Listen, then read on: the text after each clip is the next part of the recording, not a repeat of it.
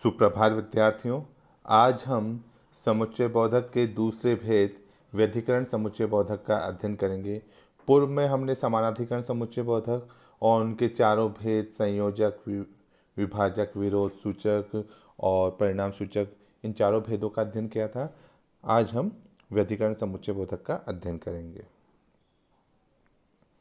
व्यधिकरण समुच्चय बोधक किसी वाक्य के प्रधान और आश्रित उपवाक्यों को जोड़ने वाले शब्दों को व्यधिकरण समुच्चय बोधक कहते हैं। अर्थात किसी वाक्य में एक मुख्य वाक्य हो जो दूसरा उस पर डिपेंड, दूसरा उस पर आश्रित उपवाक्य होता है, उसको जोड़ने वाले शब्द व्यधिकरण समुच्चय बोधक कहलाते हैं। जैसे यदि पानी आता तो नहा लेती, धीरे चलो ताकि थक न जाए। तो इन वाक्यों में तो और ताकि शब्द व्यधिकरण समुच्चय बोधक हैं।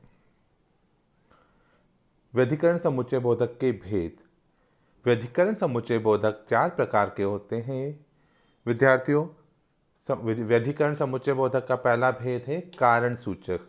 दो उपवाक्यों को जोड़कर कार्य को स्पष्ट करने वाले शब्दों को कारण सूचक कहते हैं। अर्थात दो ऐसे उपवाक्य जो उन दोनों को जोड़कर यदि किसी कार्य को हम स्पष्ट कर दें या किसी कार्य का पता चल रहा है, किसी कार्य का बोध होता है, तो वे शब्द कारण सूचक कहलाते हैं। जैसे छाता ले लो क्योंकि वर्षा होने वाली है, पेन पकड़ाओ ताकि गृह कार्य कर सकूं। तो इन वाक्यों में क्योंकि और ताकि कारण सूचक समुच्चय बोधक शब्द हैं। व्यधिकरण समुच्चय बोधक का दूसरा भेद है संकेत सूचक। ऐसे शब्द जो दो योजक शब्दों, दो उपवाक्यों को जोड़ते हैं, वे संकेत सूचक कहलाते हैं। यानी ऐसे शब्द जो दो योजक शब्दों को या दो उपवाक्यों को जोड़ने का कार्य करते हैं, संकेत सूचक कहलाते हैं। जैसे यदि पापा जी आ जाते तो घुमाने ले जाते, जो तैयार होते तो चल पड़ते। तो यदि, तो, जो, तो आदि संकेत सूचक समुच्चय बोधक शब्द हैं। समुच्चय बोधक का तीसरा भेद है इसका। व्यधिकरण समुच्चय बोधक का तीसरा भेद है उद्देश्य सूचक। दो उपवाक्यों को जोड़कर उनका उद्देश्य स्पष्ट करने वाले शब्द उद्देश्य सूचक कहलाते हैं। यानी दो उपवाक्यों को जोड़कर उनका उद्देश्य को स्पष्ट करने वाले या उद्देश्य का बोध कराने वाले शब्द उद्देश्य सूचक कहलाते हैं। जैसे पुस्तक ले ली है ताकि पढ़ सकूं, खाना बना दिया है जिससे कि बच्चे खा सके। तो यह ताकि और जिससे कि आदि शब्द उद्देश्य सूचक शब्द हैं। स्वरूप सूचक।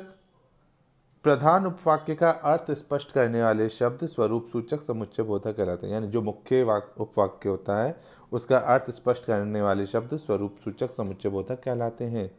श्रीमती नरेश बाला मेहता अर्थात आदर्श अध्यापिका, सत्यवादी रामलाल जी मानो हरिश्चंद्र के अवतार।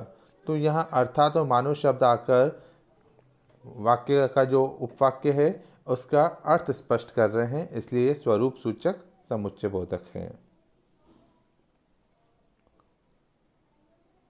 विद्यार्थियों, अब हम इसके प्रश्न अभ्यास समझेंगे। सबसे पहला प्रश्न आपको अपनी कॉपी में करना है, समुच्चय बोधक अव्यय किसे कहते हैं, उदाहरण सहित लिखिए।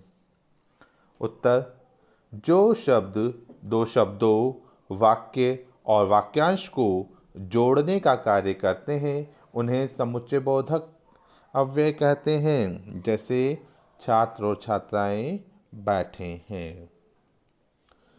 प्रश्न 2, समुच्चय बोधक के कितने भेद होते हैं, नाम लिखिए।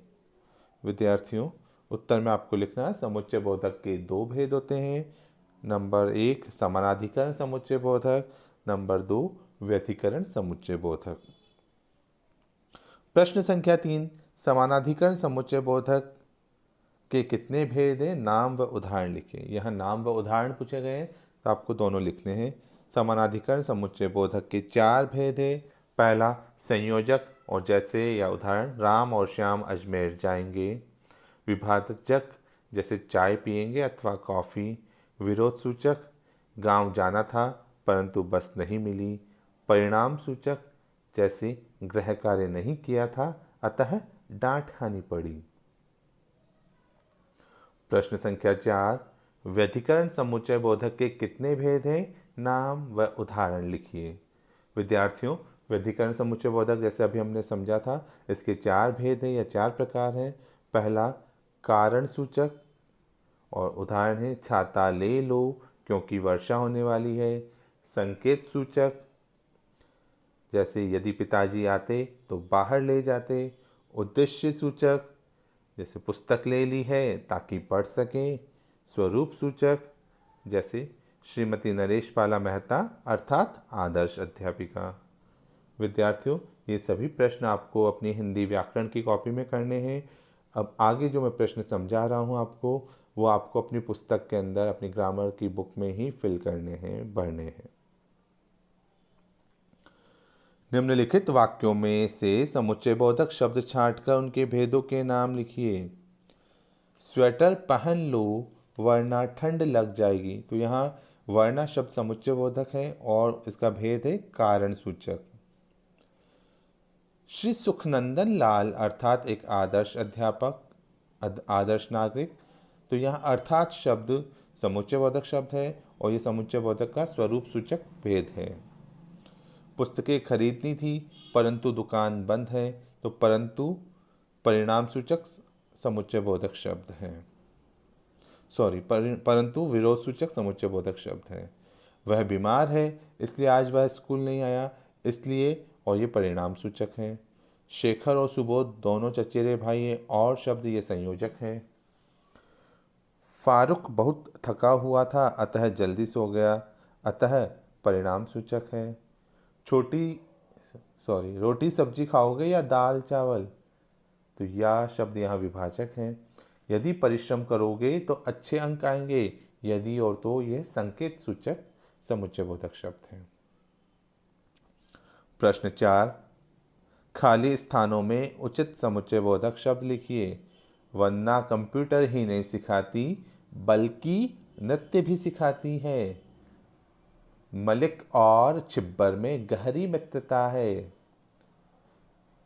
ग, यदि रुपए होते तो कमीज खरीद लेता।